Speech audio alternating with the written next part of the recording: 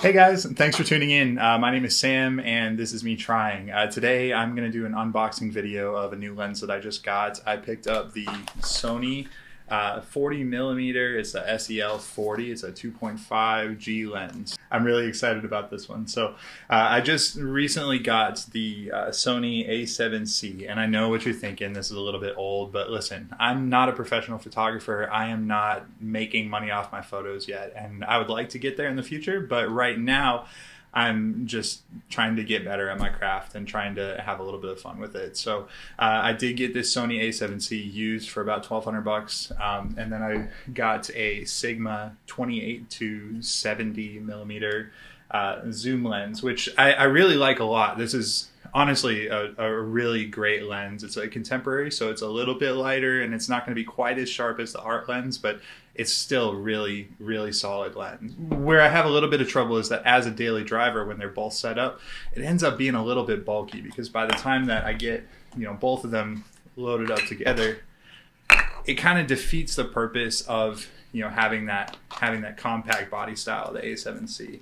We end up with just such a big package. And again, I really enjoy it, but you see, I've got 3 kids, and so I don't get to get out and shoot a whole lot. I'm kind of constantly busy, and so I'm trying to make a habit of just having my camera on me at all times. And so when the setup is that big, it ends up being a little bit difficult to just kind of have that with me at all times. So that's where I'm hoping that this guy is going to be able to kind of solve some of those problems. So let's go ahead and open it up here. I just got it delivered today. I'm again really excited about this one. It's the FE 40mm. So they actually have 3 of these. Sony came out recently with 3 different compact lenses, and they're all kind of the same size. They have a 24mm, they have a 40mm, and then they have a 50mm. And so I've only ever shot like hand-me-down cameras. So in the past, I was working with a Canon 5D Mark II,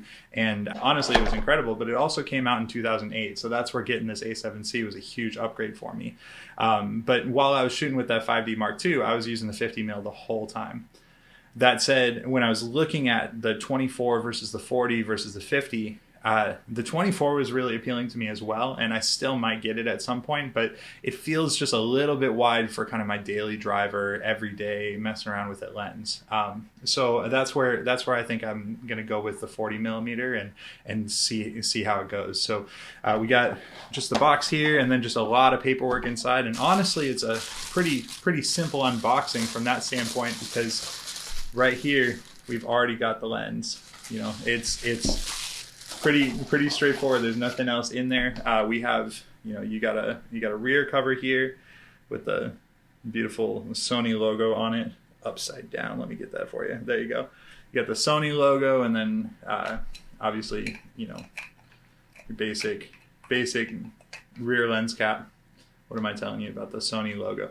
And then we've got, your lens cap, and this one is actually really interesting because it does come with, these ones come with a lens hood, but it's a very, very simple one. So actually, like, down at the bare bones, this is what you're looking at for the lens, and that's not bad. You see that? Like, that is, I mean, that's not even 2 inches thick, which, from front to back, that's really solid. That's going to give me some good space. And again, for the price, this is brand new. This is about $600, and I was able to find this on sale for about $550. But again, that's still pretty expensive for a 2.5 f-stop. But I think the compact element of this is what really sells it. Plus the fact that it is a G lens.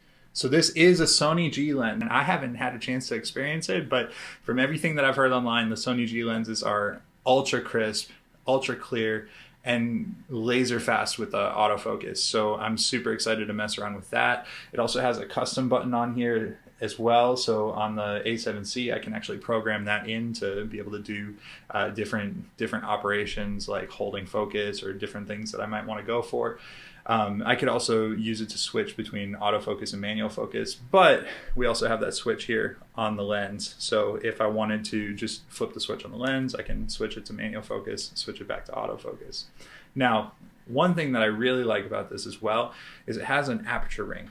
So you know, this is something that if you're into it, you're into it. If you're not, you're not. You know, it is what it is. But especially for somebody who's done a lot of film photography, I have a Minolta X700 that I love. This is actually something that I'm really excited about because I love having the ability to be able to, you know, actually physically click and turn that aperture wheel and be able to determine, you know, what I want without having to, you know, fiddle around with the settings on the camera here. Because, you know, obviously on the A7C I can spin this dial, but I don't know, there's just something about being able to like physically change that on the camera. And okay, let me get the sound for it.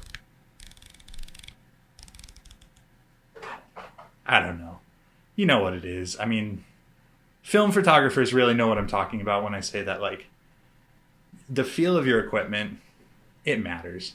I know we always act like, oh, it's just, you know, the photo that comes out at the end. That's the important part. But there's also a reason that, like, people that want to do good photography shoot. Yeah. I don't know.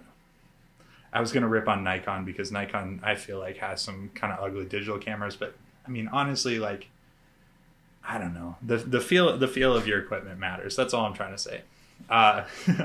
So that said, let's go ahead and we'll throw this on the camera here, and I'll show you what we're looking at.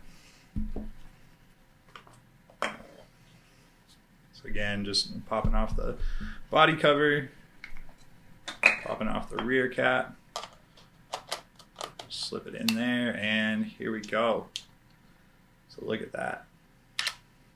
What is awesome about this is, I mean, you look at that body profile, and that is so slim. I mean, with the you know, wrist strap on and everything like that, I feel like I can really just kind of carry this around with me on the daily. You know, I have this bottom quick release mount on, and I'll carry a strap around me so that I can kind of clip it onto my chest. And I feel like this is going to be so much lighter than when I was using the zoom lens. And I think I also like the restriction. You know, I've made videos about this before, but restriction creates creativity, or it breeds creativity is another way to put it. Is when you put yourself into a box, you give yourself boundaries, that's when you really start to get creative, because then you get to figure out what's the most that I can pull from this box that I'm in. What's the most that I can do with the boundaries that I have? So that's something that I'm kind of excited about, messing with this prime lens again. You know, it feels like I'm going back to that 50, but it's going to be just a little bit wider. So yeah, I'm going to take this from here. I don't know that I'm going to have a whole lot of videos of it, but what I'm going to do here is I'm going to go ahead and take some pictures, and then I'm going to upload them. But in the meantime, if you enjoyed this video, if you enjoy any of my other content, thank you so much for watching. Thank you so much for tuning in. Please leave a like below, subscribe, hit me with a comment or any questions or anything I should do differently, what you like about this video, what I should do better next time. And otherwise, I just want to say thanks again for tuning in, and good luck trying.